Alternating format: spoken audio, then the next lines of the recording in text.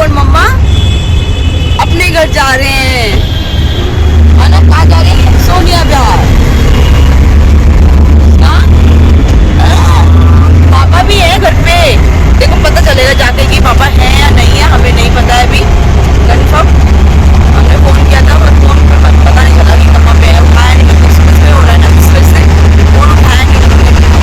अब घर जाके पता चलेगा। बहुत आवाज आ रही है ना यहाँ पे गाड़ियों की, है कि नहीं है घर पे। बहुत ठंडी लग रही है यार, बहुत ठंडी। तो जैसे कि मैंने बताया, हम लोग ट्रेन से आने के बाद पापा मम्मी पापा लोग अपने घर चले गए और हम मेरे को लगा कि ये घर पे होंगे तो मैं भी चली जाती हूँ घर एक दिन के लिए, क्योंकि ये फिर ड्यूटी चले जाएंगे। फिर घर पे आके पता चला कि हाँ ये आए हुए थे और ये मेरी गली के बाहर आए लेने। ऑटो से गए थे। बाय कर दो।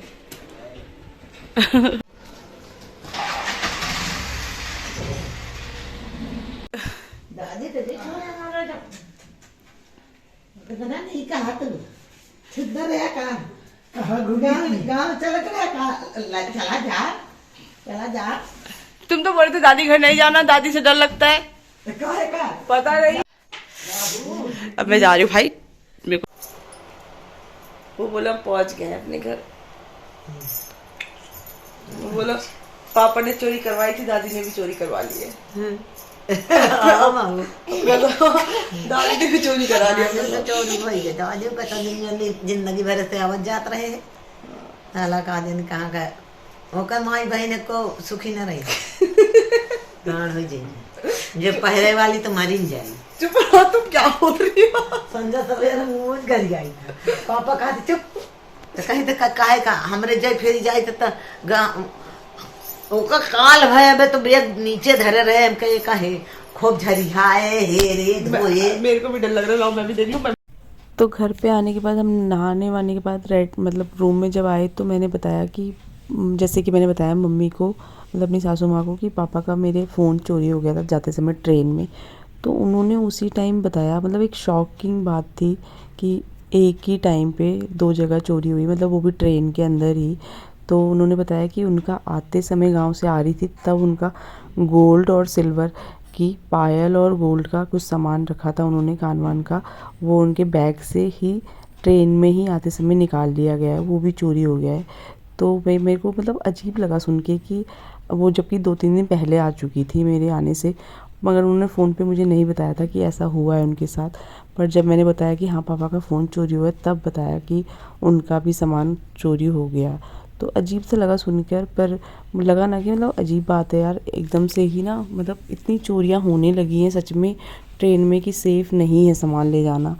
और फिर अजीब थोड़ा सा ना। और उसके बाद जब मैं वही गालियाँ दे रही थी वो कि जो भी जिसने भी उनका सामान निकाला है तो उसके साथ ऐसा होगा वैसा होगा। पुराने लोग ऐसे ही होते हैं थोड़ा बहुत। और सही बात है, जिसका सामान जाता है उसको बुरा तो लगता ही है, गुस्सा आता ही है।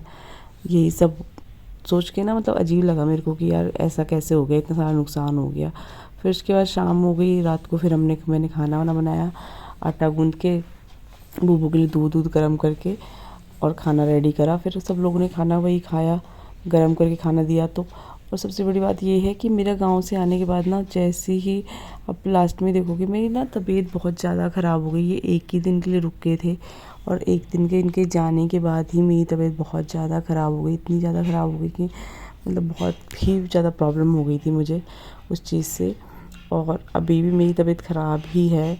जब मैं एडिटिंग कर रही हूँ तो थोड़ा सा मेरा लेट, इसी वजह से ना मेरी वीडियो सारी लेट हो रही है, मैं डाल नहीं पा रही हूँ क्योंकि तबीयत मेरी ज़्यादा ख़राब है। तो मैं वजह जब बोलते हैं ना जब तबीयत ख़राब होती है तो आप बिल्कुल भी फ़ोन को छूने का मन नहीं करता, वीडियो तो बनानी बहुत बड़ी बात होती है।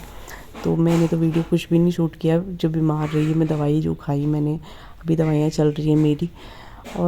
और वो सबसे बड़ी बात ये हुआ कि पापा का जाते समय फ़ोन चोरी होना और यहाँ पे इनका, मेरी मम्मी का, सासू माँ का आते समय सामान चोरी होना, गोल्ड और सिल्वर दोनों चीज़ ही चोरी हो गई।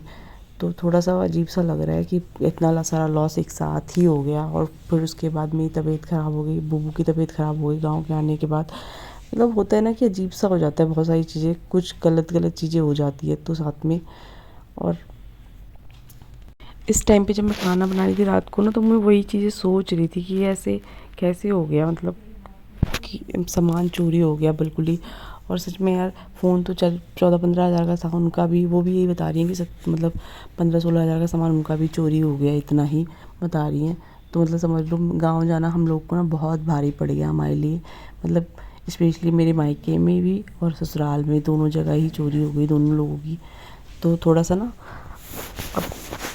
अब दिमाग में ना थोड़ा सा डर बैठ गया है कि जब भी कहीं जाओ तो अपना सामान थोड़ा, मतलब जो हम थोड़ा बहुत लेके जाते हैं, लेके जाना चाहिए या नहीं चाहिए। बहुत सारी चीज़ें दिमाग में चल रही थी उसी टाइम पे कि क्या ही करें। फिर उसके बाद मेरा ना दिमाग में ये भी था कि मैं जो सामान लेके आई थी ना, तो मैं घर आने के बाद मैंने चेक नहीं किया था कि मैं सामान जो लेके गई थी वो वापस लाई हूँ, क्योंकि थोड़ा बहुत तो बैग में रखे थे ही हैं। और वैसे तो मैं ज़्यादा सामान नहीं लेके जाती हूँ, मुझे पता है ट्रैवलिंग में ना रिस्की होता है गोल्ड का सामान ले जाना।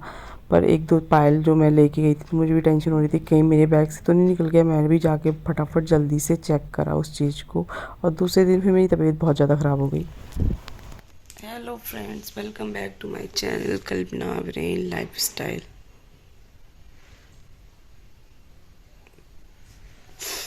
तो जैसे कि देख सकते हो अभी मैं बेड पे पड़ी हुई हूँ, मेरी तबीयत बहुत ख़राब हो गई है गांव से आने के बाद। और यहाँ पे पतिदेव भी आ गए हैं ऑफ लेके अपनी ड्यूटी से।